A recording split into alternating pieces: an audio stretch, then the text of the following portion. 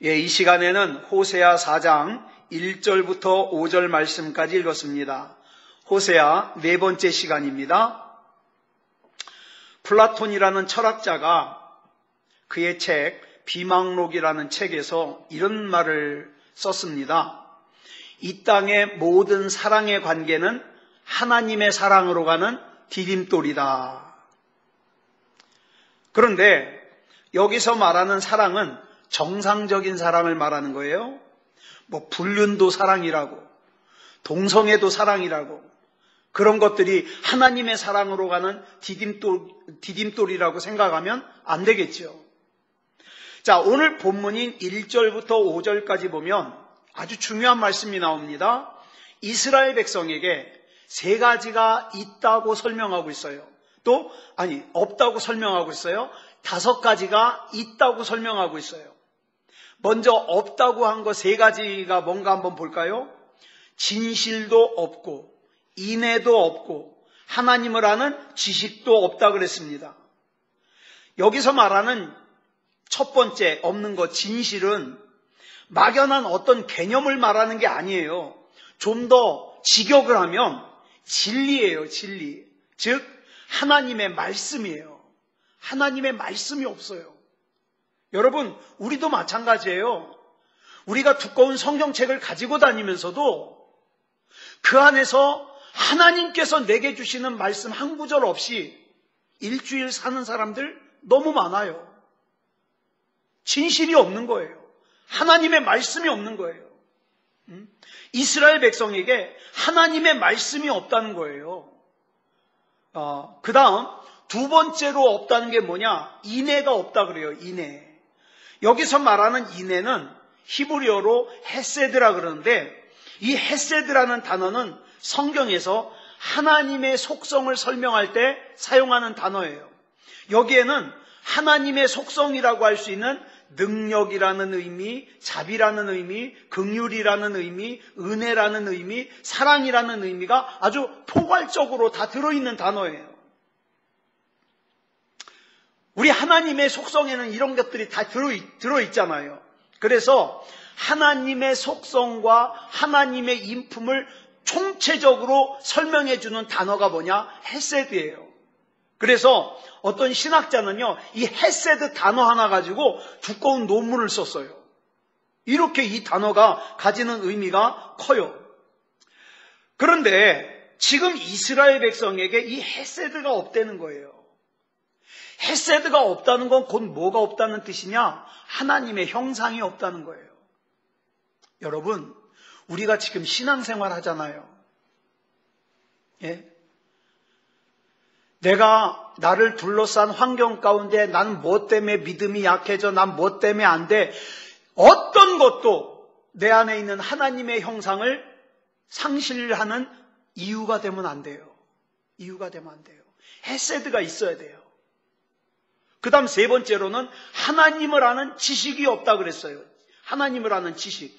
히브리서 5장 11절부터 14절까지 좀 길지만 우리 같이 읽겠습니다. 시작.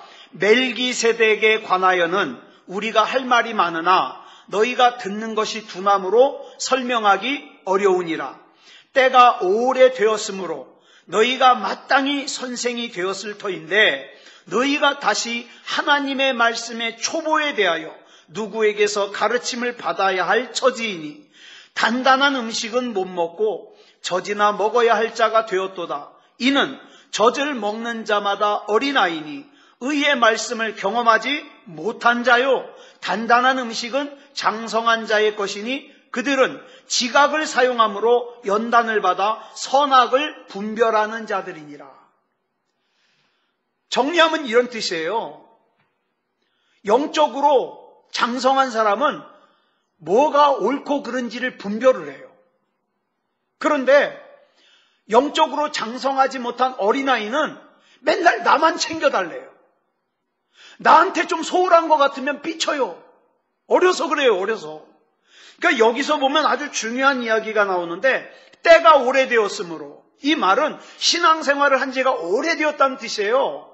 집안 대대로 신앙생활을 오래 했다는 뜻이에요. 이렇게 오래 믿었으니까 내가 교회 다닌 지 수십 년이 되었으니까 당연히 하나님께서 기대하시는 건 뭐예요? 너는 이제 당연히 선생이 되어야 될 나이 아니냐. 누군가를 가르쳐야 될 때인데 지금 뭐 하고 있어요? 아직도 젖병 물고 있어요. 네? 교회 안에서 이렇게 신앙생활하는 사람들이 많더라 이 말이에요. 신앙생활을 한 지는 오래되었는데 지금 정상적으로는 마땅히 다른 사람들을 양육하고 가르쳐야 될 사람이 여전히 자기만 챙겨달래요. 자기에게 좀 서운하면 시험 들어요. 그런데 오늘 여기 보니까 히브리서 5장에 보니까 그 원인이 뭐냐 설명하고 있어요. 그 원인이 뭐냐? 의의 말씀을 경험하지 못했기 때문에. 말씀을 경험하지 못해서. 여기 나오는 이 경험이라는 단어가 굉장히 중요해요. 이 경험이라는 단어가 무슨 뜻이냐면 원래 뜻이요. 부부끼리 동침한다는 뜻이에요. 예? 성관계를 맺는다는 뜻이에요. 부부끼리. 예를 들어서 천사가 마리아에게 나타나서 누가복음 1장 31절에서 그러잖아요. 시작. 보라, 내가 잉태하여 아들을 낳으리니 그 이름을 예수라 하라. 그랬더니 마리아가 뭐라고 대답해요? 34절에서 시작. 나는 남자를 알지 못하니 어찌 이 일이 있으리까?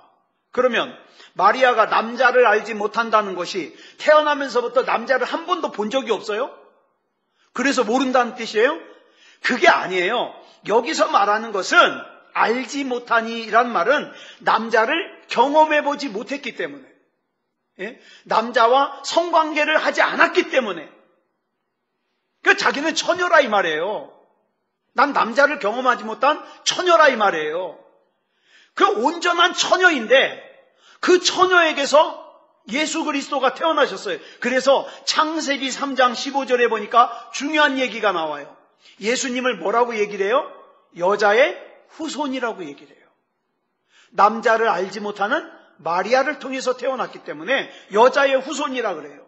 그러면 왜 이 단어를 사용했냐? 경험한다는 이 단어를 사용했냐? 여러분, 우리가 자꾸 착각하면 안 되는 것이 내가 하나님의 말씀을 들었다 그래서, 내가 그 하나님의 말씀의 뜻을 깨달았다 그래서, 내가 하나님의 말씀을 듣는 순간 잠깐 동안 감동을 받았다 그래서 그게 끝이 아니라 이 말이에요. 그게 경험이 아니에요. 말씀을 경험하는 게. 말씀이 경험되어져야 되는데 여기서 말씀이 경험된다는 것은 여러분 부부가 어때요? 부부가 그냥 보기만 합니까? 아니잖아요. 부부는 어떻게 합니까? 만지기도 해요. 그 다음에 부부관계를 맺기도 해요. 또 어떻게 해요? 느끼기도 해요. 체온을 느끼기도 해요. 감정을 나누기도 해요. 그렇잖아요. 이게 부부잖아요. 그러니까 경험된다는 건 뭐냐면 하나님의 말씀이 내 온 몸으로, 내 온 마음으로, 내 온 정신으로, 내 삶의 깊이까지 영향을 미치는 거, 이걸 경험이라 그래요. 그러면 한번 생각해 보자고요. 도대체 하나님의 말씀을 이렇게 경험하는 사람들이 얼마나 될까? 그 하나님의 말씀에 경험되어져서 나는 이 하나님의 말씀을 통해서 깨달은 예수 그리스도와 복음과 신앙을 위해서 난 내 목숨까지 바칠 거야. 이렇게 경험되어진 사람들이 얼마나 될까요? 대부분의 사람들이 하나님의 말씀을 다 들으면서 감동만 받잖아요. 아, 은혜 받았어. 그럼 그걸로 끝이에요. 은혜 받았다 그러면. 네? 내가 깨닫기만 하면 그게 신앙생활이요? 그게 믿음이라고 생각해요. 그렇지 않아요. 성경이 말하는 것은.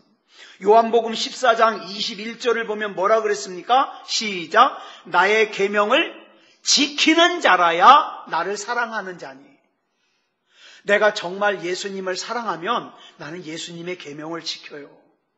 내가 정말 하나님을 사랑하는 자면 나 정말 하나님의 계명을 지켜요. 근데 그 계명을 지키는 게 쉬워요, 어려워요? 절대 쉽지 않아요. 절대 쉽지 않아요. 하나님의 계명을 들었다 그래서, 하나님의 계명을 이해했다 그래서, 내가 하나님의 계명에 감동했다 그래서 은혜 받은 자가 되고 하나님을 사랑하는 자가 되는 게 아니다 이 말이에요. 지키는 자라야. 지키는 자라야. 이 지키는 자가 뭐예요? 아까 우리가 말씀 나눈 경험이라는 뜻이에요. 경험. 하나님의 말씀을 들었으면 그 하나님의 말씀을 내 삶 속에 녹여서 스며들게 하는 거. 이게 경험이에요.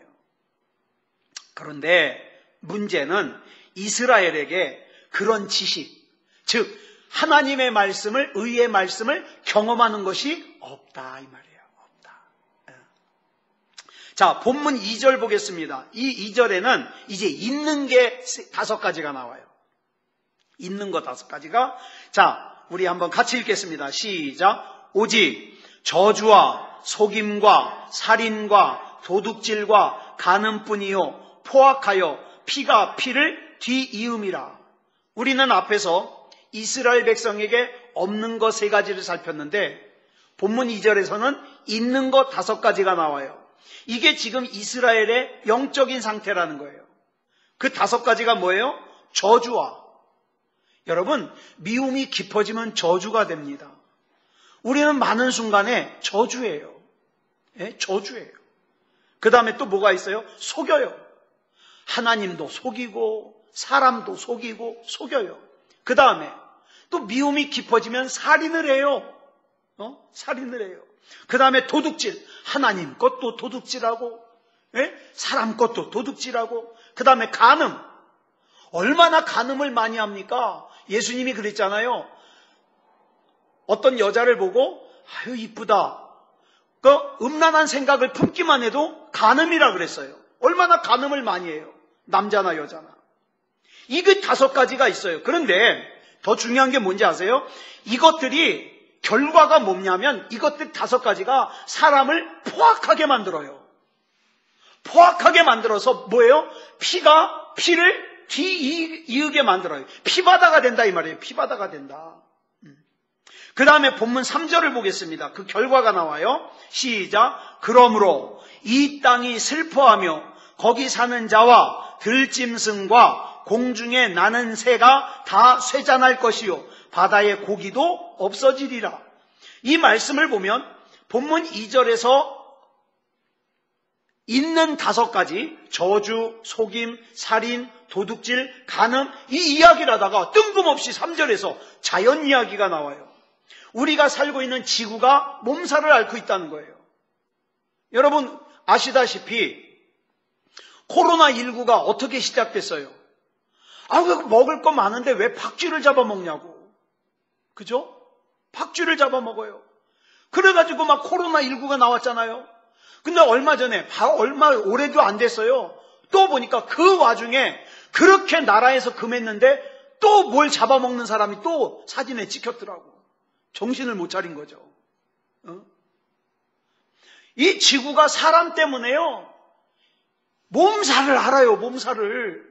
어떤 곳에서는 비가 너무 많이 와가지고 물난리가 나고 또 어떤 곳에서는 너무 추워가지고 한파가 몰아닥치고 얼어 죽고 북극의 얼음은 자꾸 녹아서 없어지고 모양이 이상하게 생긴 물고기가 바다에서 잡히고 다 누구 때문에 그래요?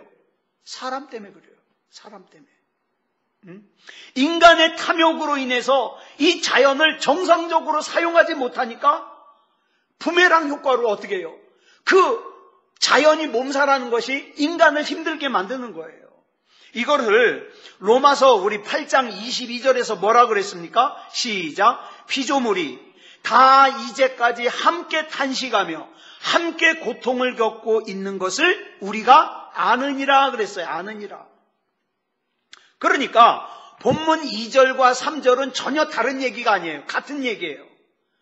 사람에게 있는 5가지 때문에 어떻게 해요? 자연까지 파괴되는 거예요. 예를 들면 도덕성이 없는 사람이 산에 올라가서 나무를 마구 뱄어요. 게다가 몰래 땅을 파고서 쓰레기를 파묻었어요. 그 쓰레기 봉투 사는 돈이 아까워가지고 막 파묻었어요. 비닐도 파묻고 플라스틱도 파묻고 막 파묻었어요. 그러니까 나무만 베어지는 걸로 끝난 게 아니라 거기에다가 막 썩지 않는 비닐과 플라스틱을 몰래 파묻어 놨더니 풀이 자라질 않아요. 그래서 어떻게 했냐? 비가 많이 오니까 그 땅에 물을 흡수하지 못해가지고 홍수가 나버렸어요. 그래가지고 많은 사람들이 죽거나 다치는 일들이 생겼어요. 그러니까 이것은 인간의 죄가 단순히 인간의 죄로 끝나는 게 아니라 피조물도 힘들게 하고 또 그 피조물 때문에 어떻게 해요? 사람이 또 죽거나 다치기도 하고 고통을 당하더라 이 말이에요. 그러니까 자, 죄로 인해서 사람도 힘들고 자연도 힘들고 다 힘들어요. 이 문제를 해결하려면 죄를 해결하는 방법밖에 없어요. 죄를. 그러므로 우리 기독교인들이요, 영혼 구원에만 관심을 가질 게 아니라 사회적인 문제에도 관심을 가질 필요가 있겠죠. 자, 본문 4절 보겠습니다. 시작. 그러나 어떤 사람이든지 다투지도 말며 책망하지도 말라. 네 백성들이 제사장과 다투는 자처럼 되었음이니라. 이건 또 무슨 뜻일까? 이 말씀이 어려워요. 그래서 제가 쉬운 성경으로 제가 옮겨놔 봤어요. 쉬운 성경은 좀 이해하기가 쉬워요. 시작. 그러나 아무도 다른 사람과 다투지 말고 비난하지 마라. 너희 제사장들아, 백성이 너희와 다투어도 그들을 나무라지 마라. 지금 이 말씀은 누구에게 하시는 말씀이냐? 제사장에게 하시는 말씀이에요. 참 이상해요. 목회를 하다 보면 사람들이 시험이 들잖아요. 시험이 들면 목사를 미워해. 목사에게 섭섭한 게 많아. 그러더라고요. 자, 이제 이스라엘 백성을 보자고요. 이스라엘 백성이요, 범죄의 도가 넘어서가지고 누구에게까지 싸움을 거느냐? 제사장에게 싸움을 걸어요. 제사장에게. 그러니까 제사장들에게 뭐라 그러는 거예요?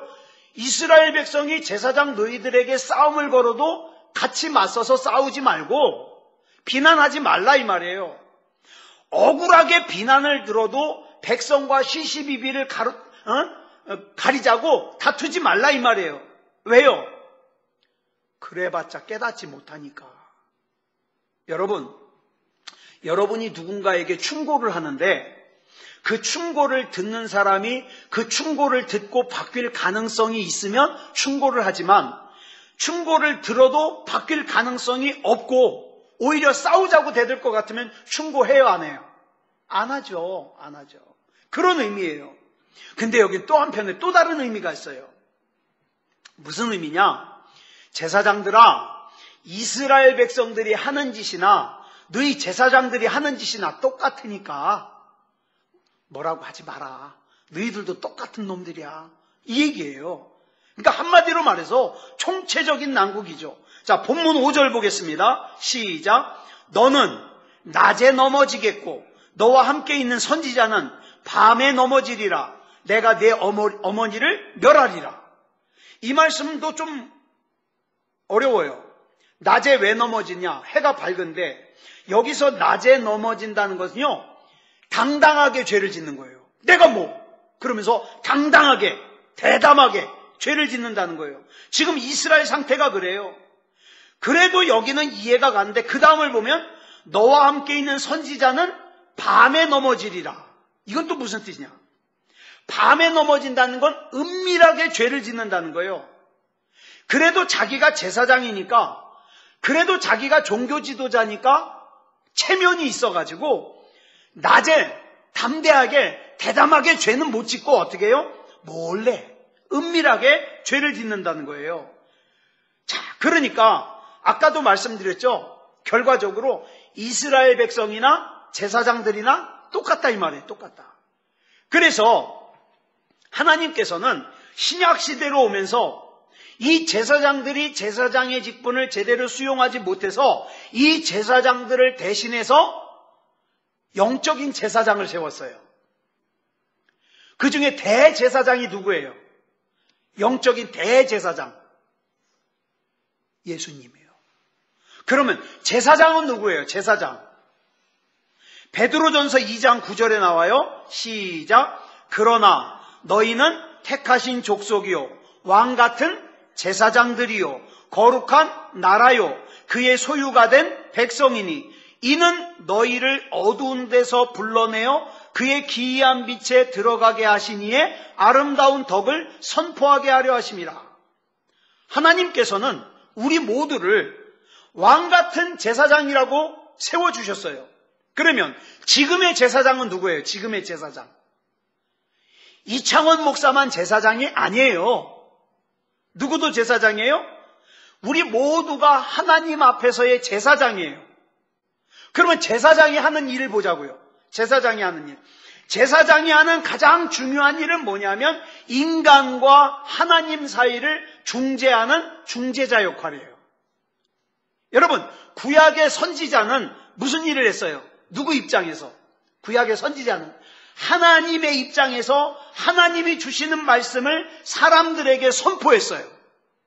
근데 제사장은 누구의 입장에서? 사람의 입장에서 인간의 죄를 용서해달라고 하나님 앞에 중재를 했어요. 이게 제사장이 할 일이에요. 그러므로 우리는, 제사장인 우리는 아직도 구원받지 못한 사람들과 하나님 사이를 중재해야 될 책임이 있어요. 사명이 있어요. 하나님, 아무개가 몰라서 그렇습니다. 용서해 주시옵소서. 용서해 주시옵소서.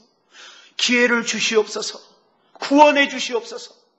이게 제사장이 할 일이에요. 자, 본문 6절 보겠습니다. 시작. 내 백성이 지식이 없으므로 망하는도다. 내가 지식을 버렸으니 나도 너를 버려 내 제사장이 되지 못하게 할 것이요. 내가 내 하나님의 율법을 잊었으니 나도 내 자녀를 잊어버리리라. 아주 무서운 말씀이에요. 여기 보면 아주 무서운 경고의 말씀이 나오는데, 내가, 잘 들으세요. 내가 하나님을 아는 지식을 하찮게 여기고 버리면 하나님께서도 나를 버려요. 그래서 뭘 못되게 해요? 제사장이 되지 못하게 해요. 내가 누군가를 위해서 그 사람을 구원해달라고 하나님 앞에 중재 기도를 해도 아무 능력이 없어져요. 왜? 하나님을 아는 지식을 버렸기 때문에. 이거는 하나님께서 어떻게 하신다는 의미보다 내 스스로 구원에 대한 관심을 버림으로써 나도 구원받을 수 있는 기회를 잃어버리고 내 옆에 있는 사랑하는 사람들도 구원받을 수 있는 기회를 잃어버리게 된다는 뜻이죠. 그리고 여기서 이제 또 한 걸음 더 나아가서 내가 하나님의 율법을 잊어버리고 살면 하나님께서 뭘 잊어버린대요? 내 자녀를 잊어버린대요. 내 자녀를. 그래서 참 이 믿음이 있는 부모를 둔 자녀들은요, 정말 복이에요. 복. 예. 부모가 하나님의 말씀 가운데 깨어 있을 때 하나님께서 그 사람의 자녀를 기억하시고 그 사람의 자녀를 보호하시고 그 사람의 자녀를 인도해 주십니다. 예. 그래서 여러분, 우리가 하나님 말씀 가운데 깨어 있어야 되는 거예요. 즉 부모의 신앙과 자녀의 신앙은 연결되어 있다는 거예요. 연결되어 있다는 거. 자, 그 다음에 본문 7절 보겠습니다. 시작. 그들은 번성할수록 내게 범죄하니 내가 그들의 영화를 변하여 욕이 되게 하리라. 이건 또 무슨 말씀이냐? 여기 보니까 번성할수록 범죄한다 그랬어요. 우리가 호세아서를 시작하면서 첫 시간에 호세아 선지자가 북이스라엘에서 활동한 선지자인데, 이 호세아 선지자 당시에 왕이 누구냐면 여로보암 2세라 그랬어요. 이 여로보암 2세 때 나라 형편이 어땠냐? 여로보암 2세가 정치를 참 잘해가지고 아주 살기가 좋았어요. 나라가. 그래서 이스라엘 백성이 하나님을 찬양하고 감사하면서 바르게 살았나요? 그러지 않았어요. 방탕하게 살았어요. 잘 살게 해달라고 감사는 했어요. 누구에게? 바알신에게. 호세아서에서는 그걸 뭐라고 표현하고 있어요? 음행이라고 표현하고 있어요. 음행. 자, 본문 8절 보겠습니다. 시작. 그들이 내 백성의 속죄 제물을 먹고 그 마음을 그들의 죄악에 두는도다. 여기서부터는 이 본문을 굉장히 조심해서 해석을 해야 돼요. 이 말씀이 무슨 뜻이냐? 이 말씀도 우리 쉬운 성경으로 보겠습니다. 시작. 제사장들은 백성의 죄를 씻는 제물인 속죄 제물을 먹고 살면서 백성이 죄를 더욱 많이 짓기를 바란다. 이건 무슨 뜻일까? 미가서 3장 5절부터 6절까지 먼저 보겠습니다. 시작. 내 백성을 유혹하는 선지자들은 이에 물 것이 있으면, 내 입에 물 것이 있으면 평강을 외치나 그 입에 무엇을 채워주지 아니하는 자에게는 전쟁을 준비하는도다. 이런 선지자에 대하여 여호와께서 이르시되 그러므로 너희가 밤을 만나리니 이상을 보지 못할 것이요 어둠을 만나리니 점치지 못하리라 하셨나니 이 선지자 위에는 해가 져서 낮이 캄캄할 것이라. 자, 아까 선지자들이 언제 넘어진다 그랬죠? 밤에. 예. 여기 5절을 보면 뭐라고 시작하고 있냐면 내 백성을 유혹하는 선지자들이라고 했어요. 내 백성을 유혹하는 선지자들. 자, 그러면 하나님의 백성을 유혹하는 선지자들이 어떤 선지자들인가? 이런 선지자들이에요. 타락한 선지자들의 특징이 뭐냐면 입에 먹을 걸 물려주잖아요. 예를 들어서 목회자에게 돈 봉투라도 이렇게 주면서 이게 책 사보시라고 용돈 하시라고 이렇게 주면은 막 좋아가지고 당신은 자손 대대로 복 받을 거라고 막 이런 얘기해주고, 백날 천날 가야 입에 아무것도 물려주지도 않으면 무서운 말을 하는 거예요. 당신 저주받을 것 같다고 무서운 말을 하는 거예요.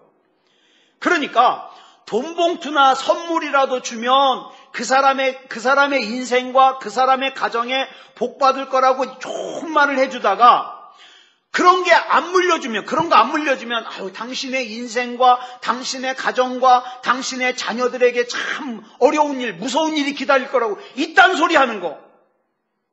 이런 게 아까 말씀드린 어떤 선지자예요? 타락한 선지자. 하나님의 백성을 유혹하는 선지자들이에요. 그러면 이런 얘기를 하면 이러죠. 책 그러면서 무시를 해요. 무시를 하다가 보통 때는 무시하는데 예를 들어서 식구들 가운데 누구 하나라도 아프잖아요. 그러면은 선뜻 드는 겁나는 게 뭐예요? 이거 그때 그 목사님이 그 얘기해서 그런 건가? 이렇게 겁을 준다 이 말이에요. 이 사람이 누군데? 하나님의 백성인데 타락한 선지자가 하나님의 백성을 협박하고 위협한다. 뭐 하려고? 내 입에 뭐 물려달라고. 그러니까 영혼에 관심이 가 있어야 될 제사장의 관심이 어디가 있는 거예요? 딴 데가 있어요. 죄를 지은 백성들이 가지고 오는 재물의 마음이 가 있어요. 그 뜻이에요. 그 뜻. 옛날 여러분 잘 아시는 마틴 루터라는 분이 왜 종교개혁을 일으켰습니까? 헌금을 많이 하면 어떤 죄라도 용서받는데요. 예? 심지어는 지옥에 가 있는 당신 할아버지, 당신 아버지, 어머니, 당신 친척들까지도 헌금을 갖다가 한 300만 원 갖고 오면 한 사람이 천국에 갈 수 있고 한 1000만 원 갖고 오면 2+1 그래가지고 한 3사람 갈 수 있고 이런 식으로 돈을 갖고 오면 헌금을 갖고 오면 천국에 갈 수 있다. 이걸 뭐라 그래요? 면죄부라 그래요. 그렇게 얘기를 하는 거예요. 옮길 수 있다고. 근데 마틴 루터가 성경을 보니까 전혀 다르거든요. 그래서 종교개혁을 일으킨 거예요. 본문의 내용과 유사한 내용들이죠. 역사를 보면요. 종교가 타락을 하면요. 대표적인 2가지 형상이 나타나요. 물질을 탐해요. 또 하나는 뭐예요? 성적으로 타락해요. 이 2가지. 그렇다고 그래서 모든 목사님들을 색안경을 끼고 보지 마세요. 제가 오늘 어떤 선교사님 얘기를 듣다가 마음이 먹먹해가지고 기독교를 탄압하는 국가에서 몰래 선교를 오랫동안 하신 분이에요. 그런데 이번에 코로나가 발발하면서 검사를 하다가 들통이 나버린 거예요, 이분이. 그래가지고 쫓겨났어요, 그 나라에서. 근데 이분이 선교 생활만 하다 보니까 가 있을 곳이 없는 거예요. 우리나라에 들어왔는데. 그래서 이분이 지금 우리나라에 쫓겨오긴 했는데 자가격리를 해야 되거든요. 이 2주 동안. 이상이 생기는가 안 생기는가. 근데 자가격리할 곳이 없는 거예요. 그래서 자가격리할 곳 좀 찾아달라고 하소연하는 걸 봤어요. 이거 얼마나 가슴 아파요. 가슴 아파요. 이런 분들도 있다고요. 예. 대다수의 목사님들은요, 하나님의 말씀 중요하게 여기고 그 다음에 영혼 구원 중요하게 여깁니다. 미가 선지자가 활동하던 시대에 제사장들이 백성들을 향해서 나쁜 짓을 했고, 그 다음에 호세아 선지자가 활동하던 시대에 제사장들이 백성들을 향하여 나쁜 짓을 했다 그러지만, 자 보세요. 그 나쁜 짓이 뭐라고요? 입에 먹을 거 물려주면 좋은 말하고, 먹을 거 물려주지 않으면 협박하고, 그런 짓을 했어요. 그런 짓을 했다는 거죠. 그러므로 저와 여러분이 이제 여기서 드리고 싶은 말씀이 뭐냐면, 저나 여러분이나 꼭 중요하게 여겨야 될 것이 뭐냐면, 절대 사람 눈치 보지 말자. 사람. 예? 그럼 뭘로 우리 기준을 삼아야 되느냐? 하나님의 말씀으로 기준을 삼아야 돼요. 그래서 지난 주일부터 복음을 다시 나누는 거 아니에요. 복음이 뭐냐? 예? 복음. 자, 본문 15절 한 절만 더 보고 마치겠습니다. 같이 읽겠습니다. 시작. 이스라엘아, 너는 음행하여도 유다는 죄를 범하지 못하게 할 것이라. 너희는 길갈로 가지 말며 베다웬으로 올라가지 말며 여호와의 사심을 두고 맹세하지 말지어다. 여기 보니까 어디로 가지 말라 그랬냐면 길갈로 가지 말고 베다웬으로 가지 말라 그랬어요. 먼저 여기서 베다웬은 이름이 뭐랑 비슷해요? 벳아웬. 뭐랑 비슷해요? 이 비슷한 이름 있죠? 베델. 베델이 벳아웬이에요. 그런데 히브리어에서 벳이라는 말은요, 뭐뭐의 집이라는 뜻이에요. 우리 베들레헴 그러죠? 이것도 앞에 벳이 그 벳이에요. 베들레헴. 뭐뭐의 집. 뭐의 집이에요? 베들레헴. 떡집이에요. 떡집. 빵집. 예? 그러면 벳엘은 뭐예요? 벳엘. 엘이 뭐예요? 엘. 하나님. 그러니까 벳엘은 뭐예요? 하나님의 집이에요. 근데 벳아웬은 뭐냐면 허무예요. 허무. 그러면 벳아웬 그러면 뭐예요? 허무의 집이에요. 이게 지금 문제예요. 베델은 하나님의 집인데 사람들이 자꾸 이 하나님의 집을 뭘로 만들어버려요? 허무의 집으로 만들어버려요. 예배드려도 소용없어. 하나님 불러도 소용없어. 기도해도 소용없어. 허무의 집으로 만들어버리는 거예요. 그러니까 베다웬으로 가지 말라는 말씀은 하나님의 집을 허무의 집으로 만들지 말라는 뜻이에요. 여러분, 저와 여러분 안에 있는 하나님의 집을 허무의 집으로 만들지 마세요. 허무의 집으로 만들면요, 정말 예배도 허무해지고 기도도 허무해지고 신앙도 허무해지는 거예요. 그러면 절대 안 돼. 그러면 영이 죽어요. 베다웬으로 가지 마라. 예? 게다가 이 길갈과 베다웬은 이스라엘이 우상을 세워놓은 곳이에요. 우상. 북이스라엘이 뭐 하지 말라고? 남유다에 있는 예루살렘에 가지 말라고. 왜? 지금 남과 북이 갈라져 있는데 북이스라엘 사람들이 자꾸 제사를 드리러 남유다의 예루살렘으로 가니까 북이스라엘 왕이 불안한 거예요. 쟤네들 갔다가 안 올까봐. 왜? 그 당시에는 사람이 국력이잖아요. 갔다가 안 올까봐. 그래가지고 야, 차라리 우리가 여기다가 제사 지낼 수 있는 곳을 만들어줄게. 그래가지고 두 군데다가 만들어놨는데 길갈과 베델이에요. 거기다가 우상을 세우는 거예요. 너희들 여기서 제사 지내라고. 그래서 성경에서 길갈과 베다웬으로 간다는 것, 베델로 간다는 것은 우상을 섬기러 간다는 뜻이에요. 그래서 하나님께서 가지 말라 이렇게 말씀하시는 거죠. 이런 이스라엘 사람들을 향하여 본문 16절이 하나님께서 뭐라고 말씀하시냐? 시작. 이스라엘은 완강한 암소처럼 완강하니 이제 여호와께서 어린 양을 넓은 들에서 먹임같이 그들을 먹이시겠느냐? 완강한 암소래요. 여러분, 사람 중에 이런 사람 많아요. 얼마나 고집이 센지 완강해요. 하나님 앞에 마음 안 들여요. 두고 보겠다는 거예요. 내가 확실해지면 믿겠다는 거예요. 완강한 암소예요. 하나님을 향하여 끈질기게 고집을 부리고 있어요. 그러면 이렇게 끈질기게 고집을 부리는 소를 끌고 가려면 어떻게 끌고 가야 돼요? 콧뚜레를 뚫어야 돼요. 그리고 채찍을 때려야 돼요. 콧뚜레를 뚫잖아요. 그럼 코가 아파가지고 애들이 끌고 가도 끌려가요. 그래서 우리가 때로는 힘든 거예요. 그런 부분들이. 그렇지만 성경은 뭐라 그래요? 이것이 복이라는 거예요. 내가 선택할 수 있는 것이 많아서 하나님 아니어도 되는 것이 우리 인간적인 생각으로는 복인 것 같지만 그거 절대 복이 아니다. 내가 오직 하나님 외에는 방법이 없어서, 내가 하나님 외에는 길이 없어서, 주님, 나는 하나님이 아니면 안 됩니다. 주님 나를 모른다 하시면 나는 갈 곳이 없습니다. 천부여 의지 없어서 주님 앞에 손들고 옵니다. 이렇게 하나님을 찾을 수 있는 내 인생이 복이다 이 말이에요. 복이다. 네?